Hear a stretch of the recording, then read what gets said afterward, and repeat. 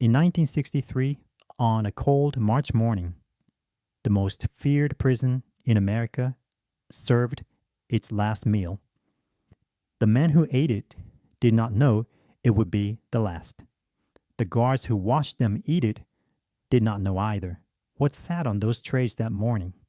What those men chewed in silence on a rock in the middle of San Francisco Bay tells you more about the American prison system than any documentary ever made. And nobody talks about it. That stops today. Number 25. Cornbread. Every federal prison in America served cornbread, and Alcatraz was no exception. Baked in institutional sheet pans, cut into uniform squares, and served without butter unless butter was specifically on the menu that day, which it often was not. The cornbread at Alcatraz was not the sweet, cakey southern version your grandmother made. It was savory, dense, and slightly gritty, the kind that stuck to the roof of your mouth and required coffee or water to wash down properly. Former inmates described it as edible. That was considered high praise in the dining hall on the Rock. It showed up alongside beans, alongside stew, alongside whatever the main course happened to be. It was the filler that filled the filler. Nobody requested it. Nobody complained about it either. It was just there, square and gray and reliable. The way Alcatraz itself was there, square and gray and reliable, out in the bay where you could not miss it and could not reach it. Number 24, pinto beans. If cornbread was the constant, pinto beans were the foundation. They showed up boiled. They showed up alongside salt pork. They showed up in the soup, and sometimes as the soup. A pound of dried pinto beans costs almost nothing and feeds a large number of people, which is exactly why every institution from frontier forts to federal prisons has relied on them since before anyone can remember. At Alcatraz, the beans were cooked until soft, seasoned with salt, and sometimes a piece of fat back if the week's budget allowed, and served in portions calculated to hit the caloric requirement without exceeding the food budget. Nobody was getting seconds just for the pleasure of it. You ate what was on your tray. You ate it in the time allotted. Then you stood up and went back to your cell. That was the deal. The beans did not care who you were. Al Capone ate the same pinto beans as the man 2 cells down who nobody had ever heard of. That particular democracy was one of the few things Alcatraz actually delivered equally. Number 23. Boiled cabbage. Let me be honest with you. Nobody, at any point in human history, has been genuinely excited about boiled cabbage. Not a single person. But on an island prison where fresh vegetables were expensive to ferry across the bay and difficult to store, cabbage was the workhorse green that showed up week after week. It was cheap. It lasted longer than almost any other vegetable without spoiling, and it could be boiled into submission in 30 minutes flat. The smell that produced was, by all accounts, something that settled permanently into the walls of the dining hall. Former correctional officers described it later as the smell of Alcatraz. Not the bay, not the fog, boiled cabbage, which tells you something about how often it appeared on the menu. It was served alongside pork when there was pork, alongside beans when there was not, and occasionally on its own, with cornbread when the week had been particularly lean. It tasted like surrender. The men ate it anyway because the alternative was sitting at the table with an empty tray, and the guards timed your meals. Number 22, salt pork.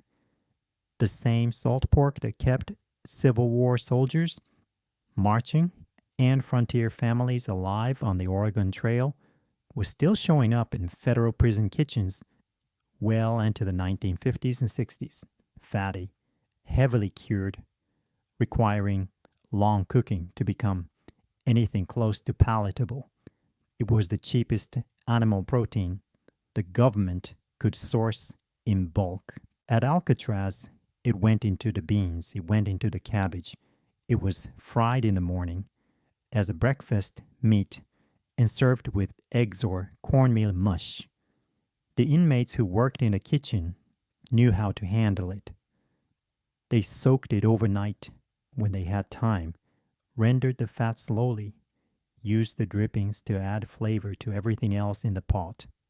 That kitchen knowledge, carried in from lives lived before Alcatraz, made the difference between food that was technically edible and food that a man could actually get through without feeling like he was being punished twice.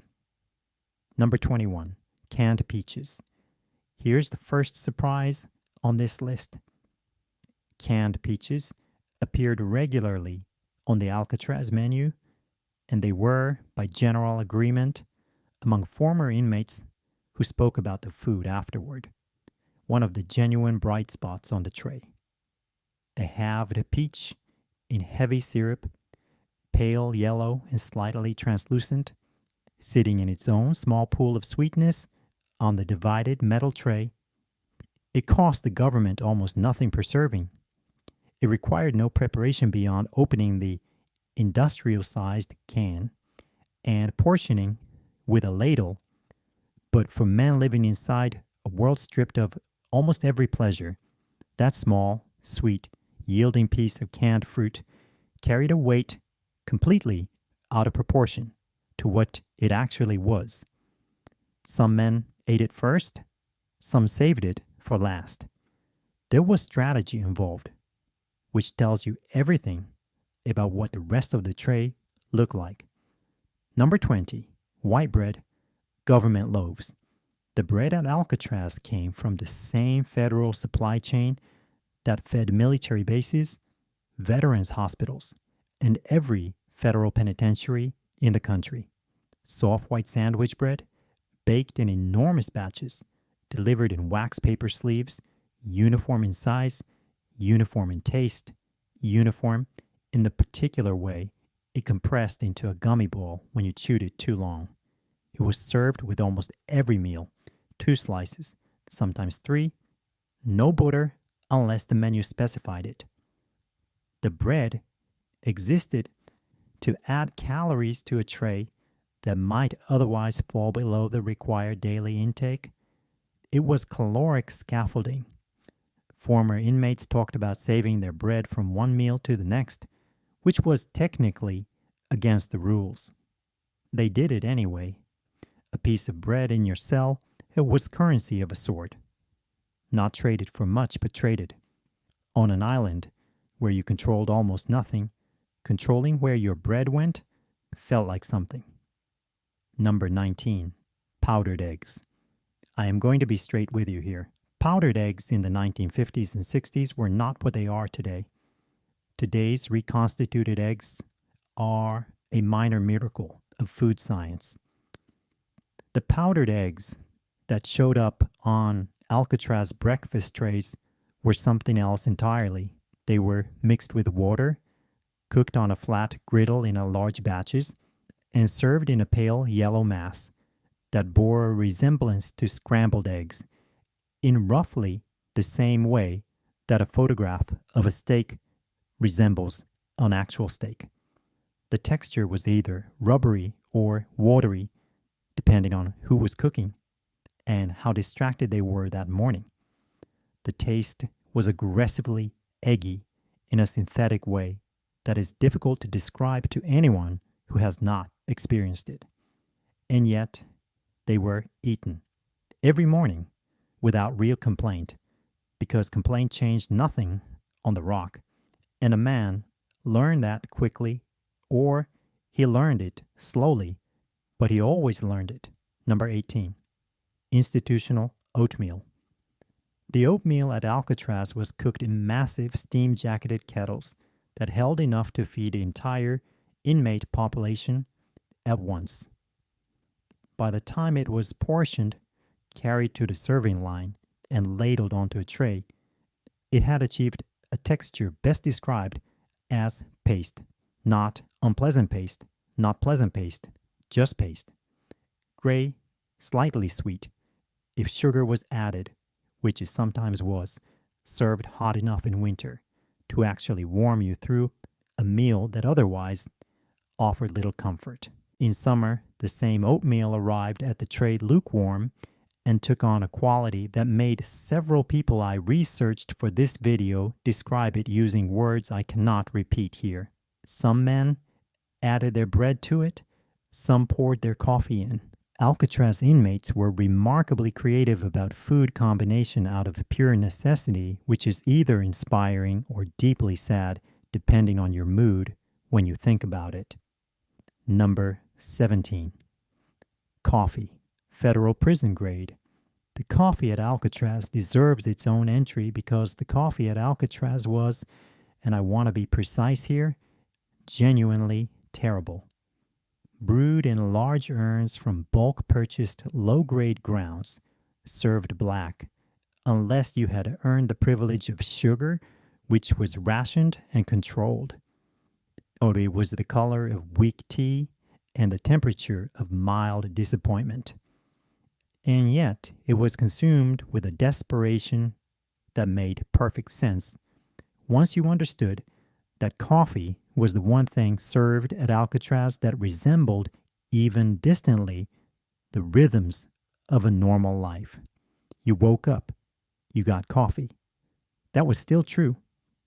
Everything else about your morning was controlled down to the minute, surveilled, stripped of choice.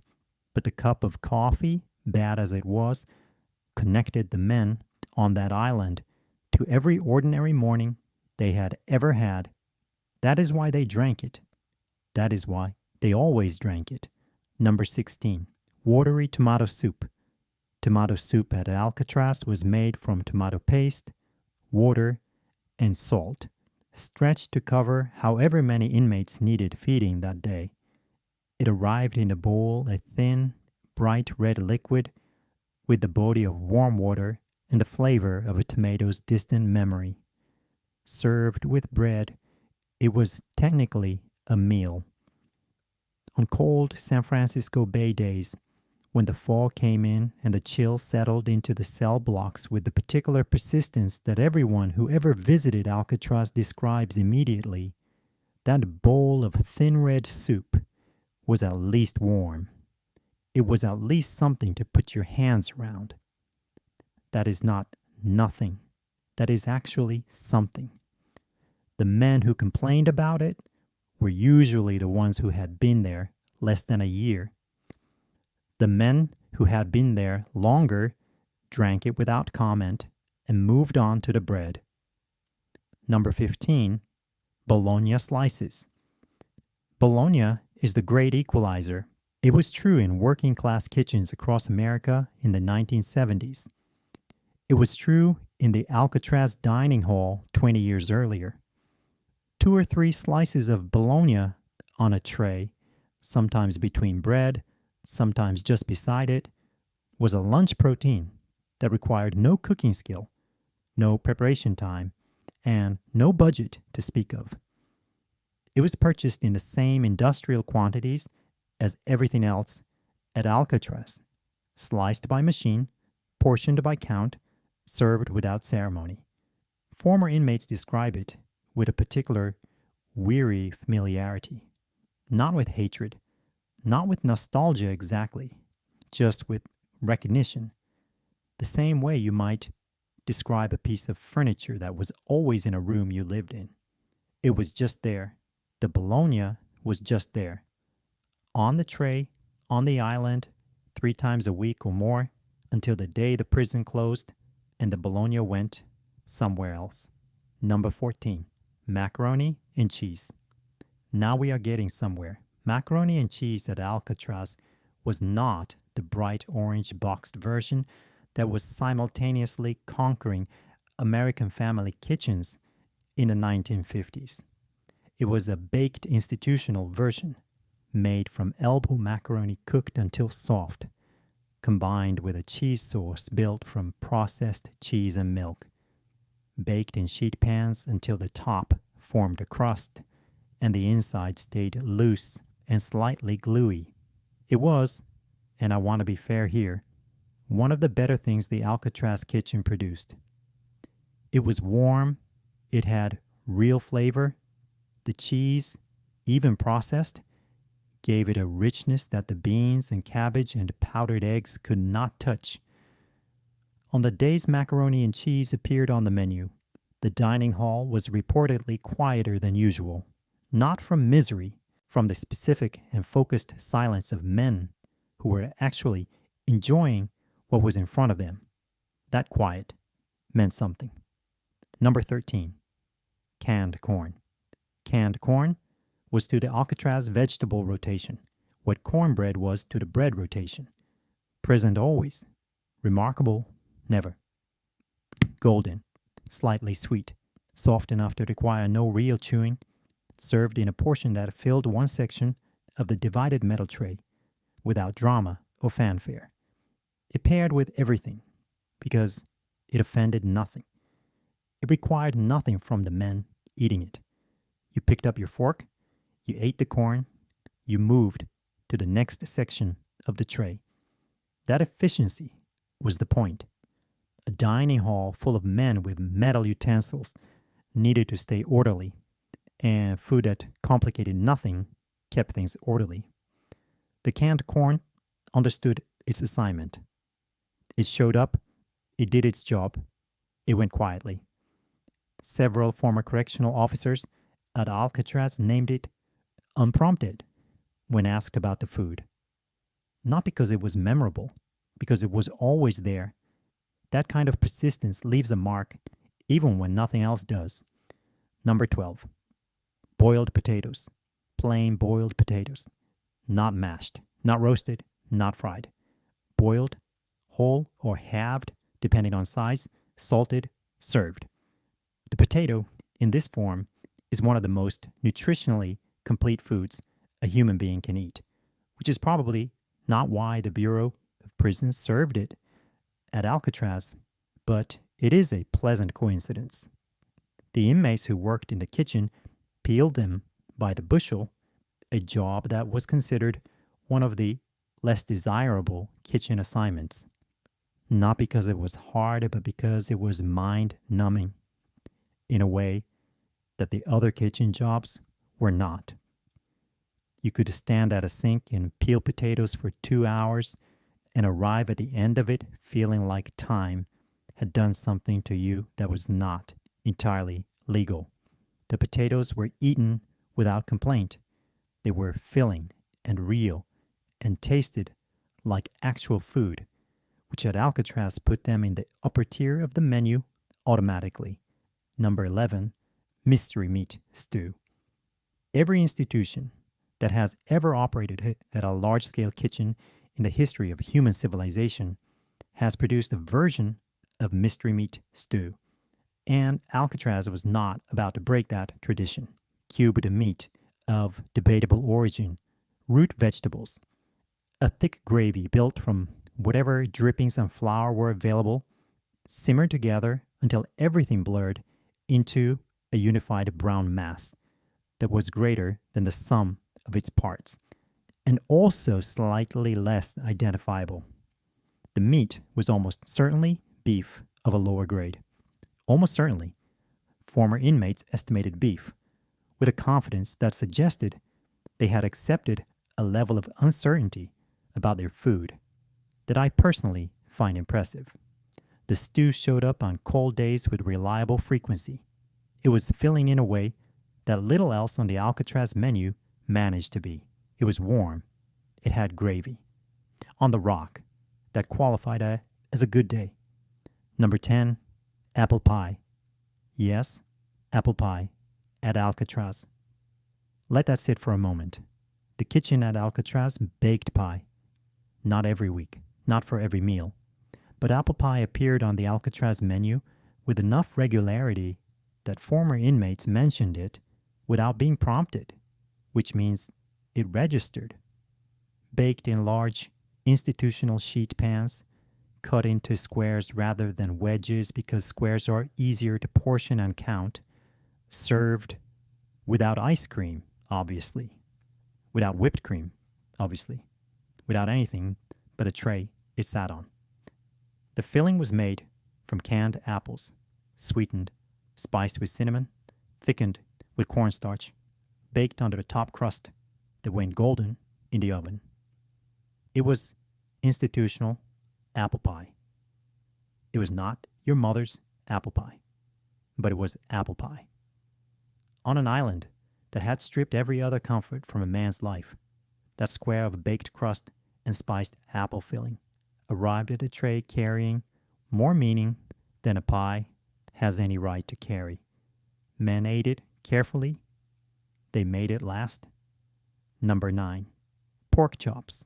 Pork chops at Alcatraz were a signal that something was different about today.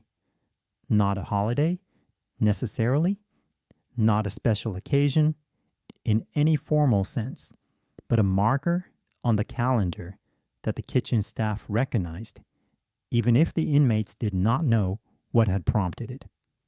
A pork chop on the tray meant the week's food budget had come in under target, or a delivery had arrived in better condition than expected, or someone in the administration had decided that morale required a protein upgrade.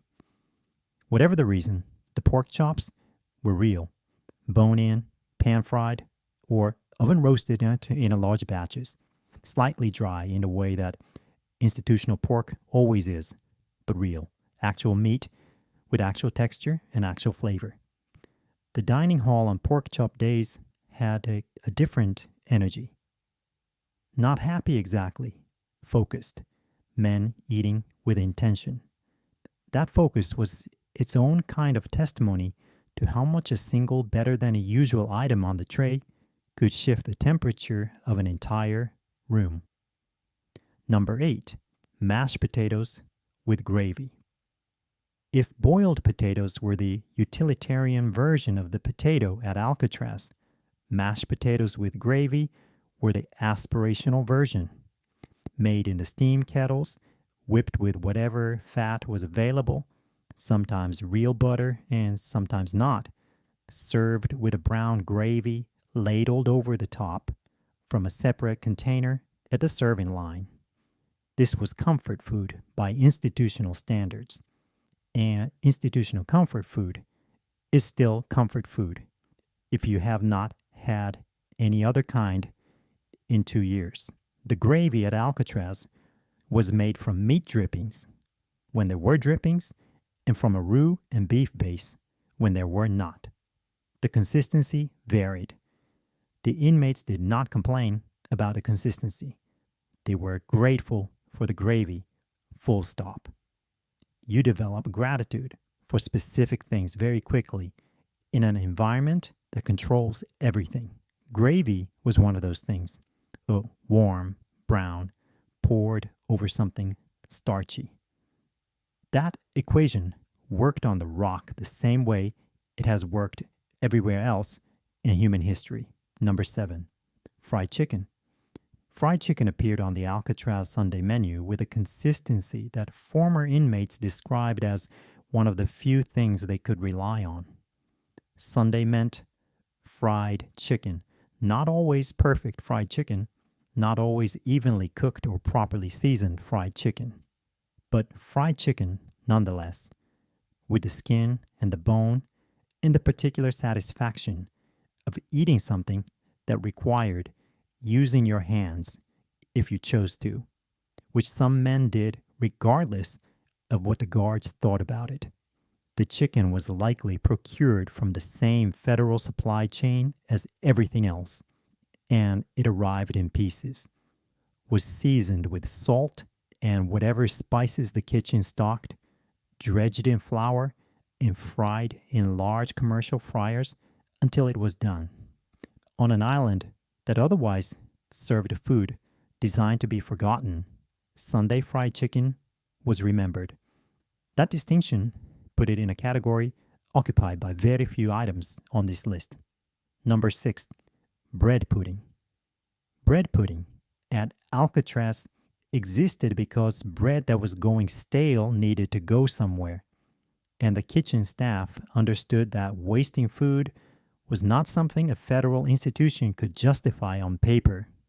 Day-old bread, government white bread, was torn into pieces, soaked in a custard mixture of eggs, milk, and sugar, baked in sheet pans until it set into a dense, sweet, slightly custardy mass that was served warm with a simple sauce, if the kitchen was feeling generous, and plain if it was not.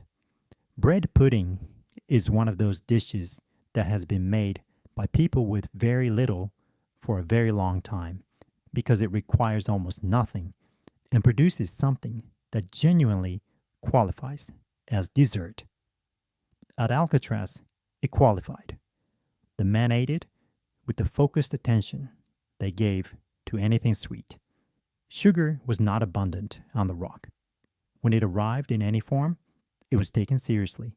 Number 5, canned fruit cocktail. The fruit cocktail at Alcatraz came from the same industrial canning operations that supplied military mess halls, school cafeterias, and hospital dietary departments across the country in the 1950s and 60s.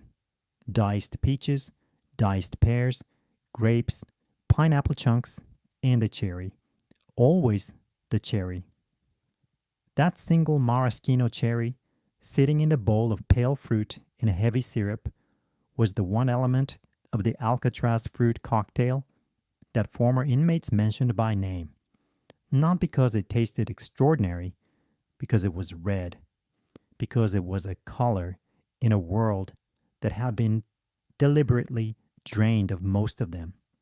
The gray of the cell blocks, the gray of the bay, the gray of the institutional everything.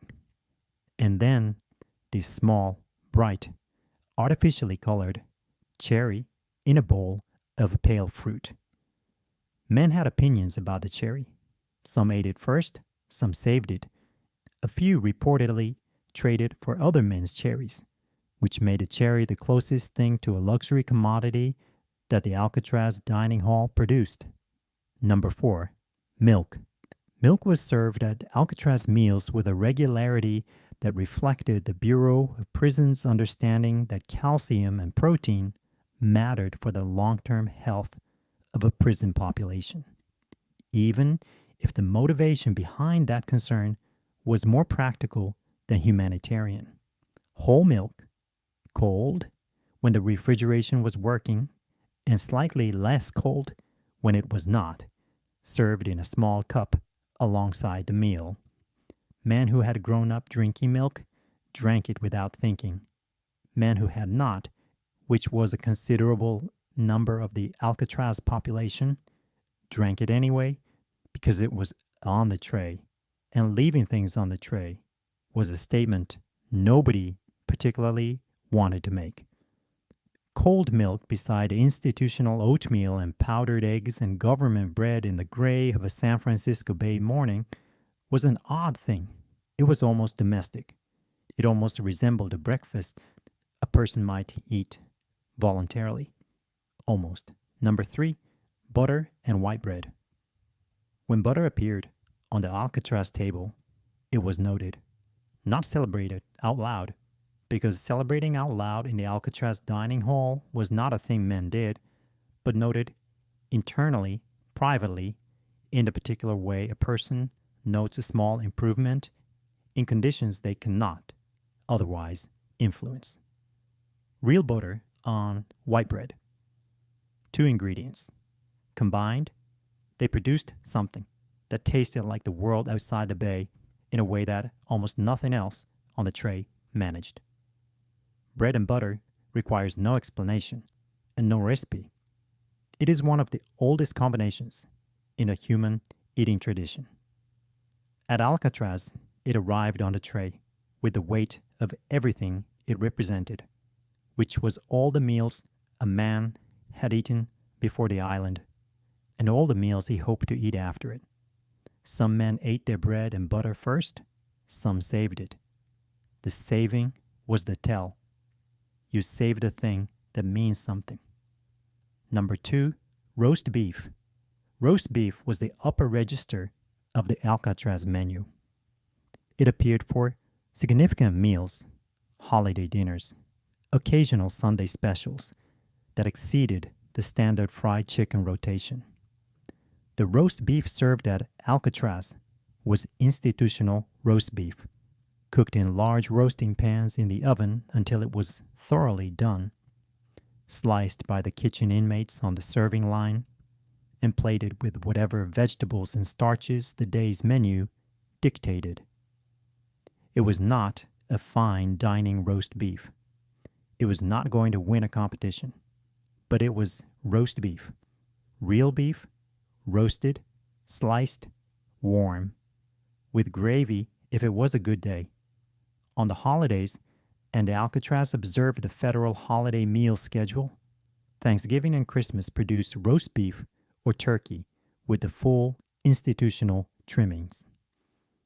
The dining hall on those days looked, for exactly the length of a meal, like a place where something almost normal was happening. Then the trays were cleared. The men stood up. The normalcy ended. But for that hour, roast beef made Alcatraz look briefly like somewhere else. Number 1, the actual last meal. Here's what we know. The last full dinner service at Alcatraz on the evening of March 20th, 1963, served roast beef, mashed potatoes, green beans, bread, coffee. Dessert was either bread pudding or canned fruit.